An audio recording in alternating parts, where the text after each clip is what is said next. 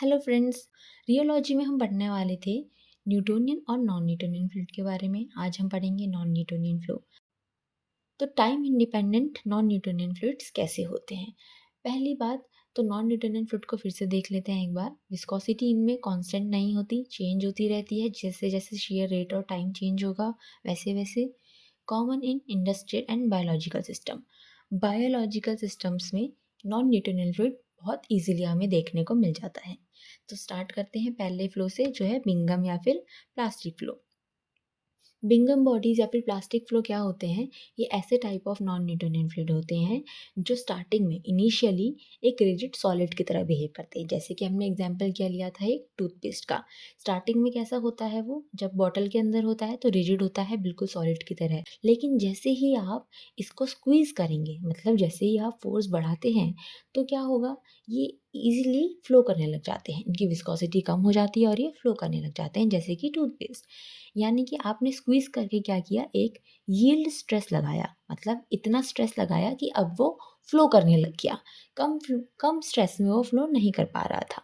तो plastic fluid ऐसे fluid होते हैं नॉन न्यूटोनियन, जो रेस्ट पर एक रिजिड सॉलिड की तरह बिहेव करते हैं। जब आप इस सॉलिड में सफिशिएंट अमाउंट ऑफ फोर्स लगा दोगे, कंप्रेशन लगाओगे, स्ट्रेस लगाओगे, तब वो ईजिली फ्लो करने लग जाते हैं। ठीक है। तो प्लास्टिक फ्लो में हमारी टोटल 3 कंडीशन होती हैं। अगर आपने शेयर स्ट्रेस यानी कि फोर्स यील्ड स्ट्रेस से कम लगाया है तो लिक्विड फ्लो नहीं करेगा। जैसे ही आपने उस टूथपेस्ट की बॉटल को स्क्वीज किया, यानी कि यील्ड स्ट्रेस से ज़्यादा फोर्स दिया, तब उसमें स्मूथ लीनियर फ्लो स्टार्ट हो गया, मतलब विस्कोसिटी अब इसमें कांस्टेंट हो गई है। This behaviour combine solid like resistance. अब इस प्लास्टिक फ्लो में हमने क्या देखा, स्टार्टिंग में ही कैसा था, सॉलिड की तरह जो रेजिस्ट कर रहा था फ्लो को। अब यील्ड स्ट्रेस क्रॉस करने के बाद एक नॉर्मल लिक्विड की तरह फ्लो करने लग जाता है। तो ये होते हैं हमारे प्लास्टिक फ्लो। इनका ग्राफ कुछ ऐसा बनता है और हम पहले देखेंगे मैकेनिज्म। तो जब पार्टिकल्स रेस्ट में होते हैं, प्लास्टिक फ्लो में पार्टिकल जब रेस्ट में होते हैं, तो ये देखो आपस में एक दूसरे से जुड़े हुए होते हैं। ठीक है, इसलिए रेस्ट में फ्लो नहीं करते, सॉलिड की तरह बिहेव करते हैं, क्योंकि पार्टिकल्स के बीच में बहुत ज़्यादा अच्छा बॉन्ड होता है। लेकिन जब आप इसको स्क्वीज़ करते हो, बहुत ज़्यादा फोर्स लगाते हो, जो कि यील्ड वैल्यू के ऊपर होता है, तो ये क्या होंगे, पार्टिकल का बॉन्ड टूट जाएंगे और सारे के सारे पार्टिकल अलग अलग हो जाते हैं। इनके बीच में कोई फोर्स नहीं रहता। अब फर्दर आप इसमें स्ट्रेस लगाओगे, फर्दर स्ट्रेस लगाओगे तो किसी भी लिक्विड की तरह ये फ्लो करने लग जाते हैं। यानी कि टूथपेस्ट की बोतल से जो टूथपेस्ट है वो इजीली बहने लग जाएगा जब तक आप इसमें फोर्स लगाते रहोगे। अब इसको हम ग्राफ में कैसे रिप्रेजेंट करेंगे, ये आपका ग्राफ है। ठीक है, यहाँ पे शेयर स्ट्रेस है, इस एक्सिस पे, आपके एक्स एक्सिस पे है शेयर रेट। ये किसका सिंबल था, शेयर रेट का। ये क्या है, टाउ किसका सिंबल था, शेयर स्ट्रेस का। तो हमने क्या कहा, सबसे पहले आपने क्या किया, यहाँ पे शेयर स्ट्रेस आपको क्या लगाना पड़ा, ज़्यादा। जब आपका कम शेयर स्ट्रेस था तब कोई भी फ्लो नहीं आ रहा था। लेकिन जैसे ही आपने यील्ड स्ट्रेस की वैल्यू दी, तो ये ग्राफ कहाँ से स्टार्ट हो रहा है, ऊपर से। ठीक है, आपका प्लास्टिक फ्लो का ग्राफ कहाँ से स्टार्ट होगा, थोड़ा ऊपर से, जबकि आपका न्यूटोनियन का ग्राफ कहाँ से स्टार्ट हो रहा था, ओरिजिन से। तो ये वाला पार्ट, ये वाला पॉइंट आपका मेंशन कर रहा है यील्ड स्ट्रेस। जब आपने यील्ड स्ट्रेस लगाई तो ये बिल्कुल न्यूटोनियन फ्लूइड की तरह अपना फ्लो शो करने लग गया, जो कि एक स्ट्रेट लाइन है। तो यहाँ पे हमने दोनों का कंपैरिजन भी दिखा दिया है। ठीक है, अब शेयर स्ट्रेस का एक फॉर्मूला है। हमने न्यूटोनियन फ्लूइड की इक्वेशन क्या देखी थी, tau is equal to mu और वाई था। लेकिन शेयर स्ट्रेस का फॉर्मूला क्या होगा, इसमें बस थोड़ा सा वेरिएशन है। Shear stress will be equal to tau naught, मतलब कि यील्ड स्ट्रेस। ये टाउ नॉट क्या रिप्रेजेंट कर रहा है, यील्ड स्ट्रेस, जितना आपको स्ट्रेस देना पड़ा इसमें फ्लो लाने के लिए, प्लस आपको क्या करना पड़ेगा, नॉर्मल अपनी न्यूटन की इक्वेशन चिपका देनी है यहाँ पे, जो कि है plastic viscosity into share rate. ठीक है, ये सेम इक्वेशन है, बस इसमें ये एक एक्स्ट्रा वैल्यू ऐड कर देनी है, यील्ड स्ट्रेस। इसके बाद ये एक न्यूटोनियन फ्लूइड की तरह फ्लो करने लग जाता है। ये इसकी इक्वेशन है। अब इक्वेशन ऑफ प्लास्टिक विस्कोसिटी को अगर हमने, ये आई कैसे, हमने अगर इसको रीअरेंज किया तो हमें किसकी वैल्यू मिल जाएगी, हमें इसकी वैल्यू मिल जाएगी, जो है प्लास्टिक विस्कोसिटी। तो प्लास्टिक विस्कोसिटी इधर आ गया, इक्वल टू क्या हुआ, अब ये जो प्लस का साइन था इक्वलिटी के उधर जाता है तो क्या हो जाता है, माइनस। तो ये वैल्यू बन जाएगी हमारी tau minus tau not upon share rate. ठीक है, तो ये इक्वेशन हमें विस्कोसिटी की इक्वेशन है जो हमें ग्राफ में मिलेगी। तो विस्कोसिटी की इक्वेशन हमें क्या बता रही है, ये हमें कब यूज़ करनी है, जब हमारा टाउ टाउ नॉट से कम हो। ठीक है, मतलब कि जब हमारा फ्लो स्टार्ट हो गया तब ये विस्कोसिटी की इक्वेशन अप्लाई होगी, क्योंकि पहले तो ये सॉलिड था, तो सॉलिड स्टेज में यानी कि यील्ड स्ट्रेस से कम में ये एप्लीकेबल नहीं था। जब हमने यील्ड स्ट्रेस क्रॉस कर लिया तब ये आप विस्कोसिटी की इक्वेशन को यूज़ कर सकते हो।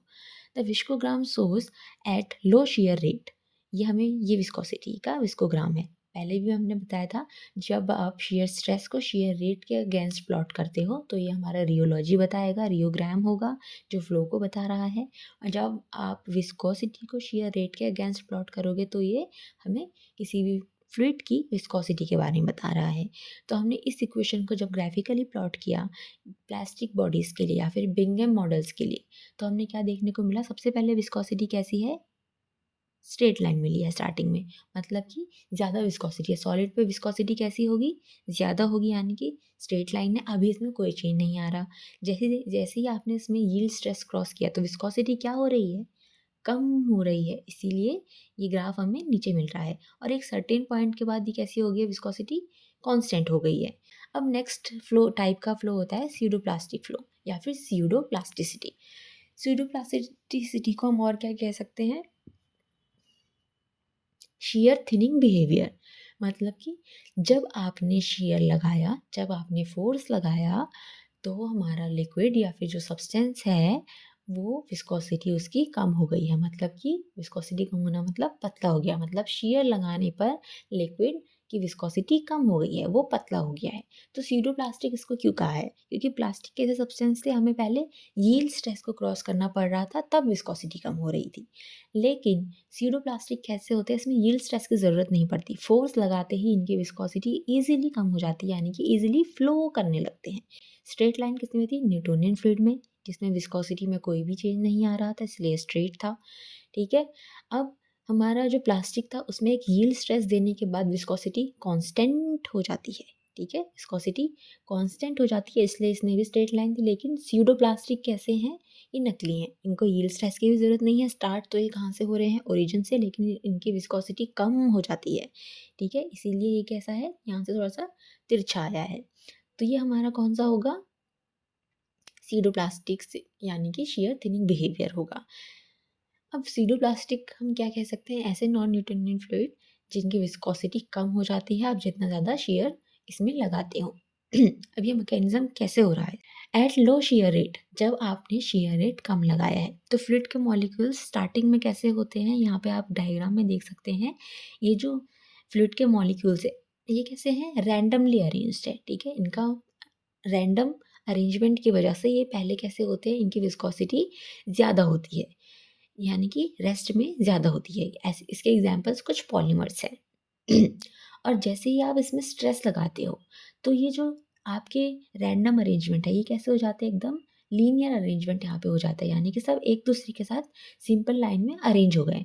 ये कैसे हुआ, जब आपने रेट ज़्यादा लगाया, तो अब रेट ज़्यादा लगाने की वजह से विस्कोसिटी कैसी हो गई है, कम हो गई है। ठीक है, मतलब रैंडमली अरेंज थे, बहुत ज़्यादा भीड़ भाड़ थी तो आपकी विस्कोसिटी ज़्यादा थी। जैसे ही फोर्स लगाया ये एकदम स्ट्रेट लाइन में अरेंज हो गए, जिसकी वजह से इनकी विस्कोसिटी कम हो गई। इसके लिए कोई भी यील्ड स्ट्रेस की ज़रूरत नहीं होती, स्ट्रेस लगाते ही फ्लो स्टार्ट हो जाता है, जो इसका ये ग्राफ है।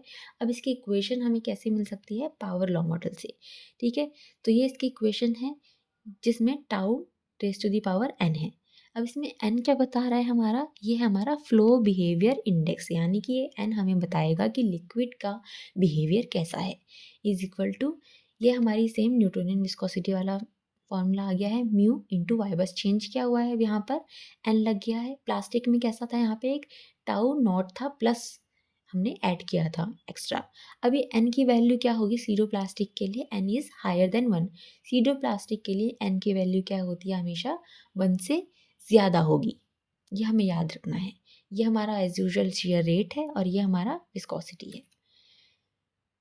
Viscosity decreases rapidly as shear rate increases, viscosity कम होती जाएगी जैसे जैसे आप शियर रेट लगाओगे। अगर आपने विस्कोग्राम का इसमें बनाना है सीडो प्लास्टिक सिस्टम्स के लिए, तो हमने इसमें क्या पढ़ा था, इंस्टेंटली विस्कोसिटी क्या हो जाती है स्यूडोप्लास्टिक की, कम हो जाती है।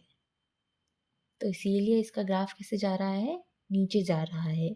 और आपका प्लास्टिक का ग्राफ कैसा था, पहले कांस्टेंट विस्कोसिटी थी, फिर कम हो रहा था और फिर कांस्टेंट हो रहा था।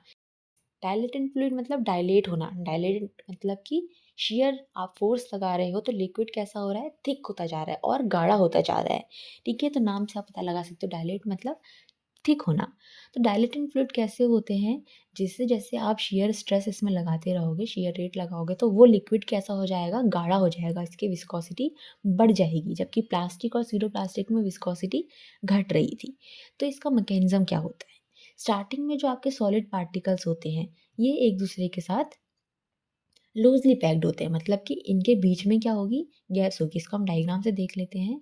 जैसे जो पार्टिकल्स हैं, ठीक है, ये आपके पार्टिकल्स हैं, इनके बीच में क्या है, अभी गैप है। तो स्टार्टिंग में कैसे होंगे, रेस्ट में कैसे होंगे, थोड़े से लिक्विडी टाइप्स होंगे, इनकी विस्कोसिटी स्टार्टिंग में कम होगी। अब जैसे ही आप इनमें फोर्स लगाओगे, ठीक है, जैसे ही आप शेयर लगाओगे तो क्या होगा, इस फोर्स की वजह से आपने इनका जो वाटर है, इनिशियली वाटर था, ये क्या करा, बाहर निकाल दिया। जिसकी वजह से अब इनके बीच में क्या हो गई है, स्पेस क्रिएट हो गई है। ठीक है, इसमें स्पेस क्रिएट होने की वजह से क्या हुआ, ये फैल गए हैं। तो इस वजह से इनकी विस्कोसिटी क्या हो जाती है, गाढ़ी हो जाती है। और इसके एग्जाम्पल क्या क्या होंगे, आपका स्टार्च और वाटर का एग्जाम्पल हमने लिया था जो। और फार्मास्यूटिकल सिस्टम में आप इसका एग्जाम्पल है antacids, aluminium hydroxide gel. Gel में भी कैसा होता है, वाटर होता है और ये कैसे हो जाते हैं, थिक हो जाते हैं। बाकी दलदल तो आप इसका सबसे कॉमन एग्जाम्पल ले सकते हैं। इसकी भी इक्वेशन सेम होगी पहले की तरह, बस उसमें एन की वैल्यू कैसी आएगी, एक से कम आएगी। और एग्जाम्पल क्या होंगे, हम फार्मास्यूटिकल सिस्टम में ऐसे सस्पेंशन जो डिफ्लॉक्यूलेटेड होते हैं, मतलब इनका कंसनट्रेशन 50 डब्ल्यू वेट से कम होगा। जितना ज़्यादा सस्पेंशन कंसनट्रेटेड होगा या फिर जो इंसॉल्युबल ड्रग होती हैं वो शो करती हैं हमारा डायलेटेंट फ्लूइड का बिहेवियर या फिर डायलेटेंट फ्लो शो करती हैं। जितना कम शेयर रेट होगा उतनी विस्कोसिटी कम होगी, और जैसे जैसे आप शेयर रेट बढ़ाते रहते हो इसकी विस्कोसिटी भी बढ़ती रहती है। इसलिए इसके ग्राफ में आप देख रहे हो फ्लो कैसा यहाँ पे हो रहा है, गाढ़ा ऐसा हो रहा है। प्लास्टिक में कैसा था, प्लास्टिक में ऊपर से आ रहा था। स्यूडो प्लास्टिक में कैसा हो रहा था ग्राफ, ऐसे टेढ़ा हो रहा था। और ये हमारा डायलेटेंट का है जिसमें ऐसा हो गया है। अब अगर आप इसको विस्कोग्राम में प्लॉट करोगे तो विस्कोसिटी कैसी हो रही है, स्टार्टिंग में विस्कोसिटी कैसी थी, इसमें कम थी, और धीरे धीरे आपने जैसे स्ट्रेस लगाया वैसे वैसे ये विस्कोसिटी ज़्यादा हो गई है, शेयर रेट ज़्यादा हो गई। ठीक है, ग्राफ ऊपर जा रहा है मतलब विस्कोसिटी ज़्यादा हो रही है।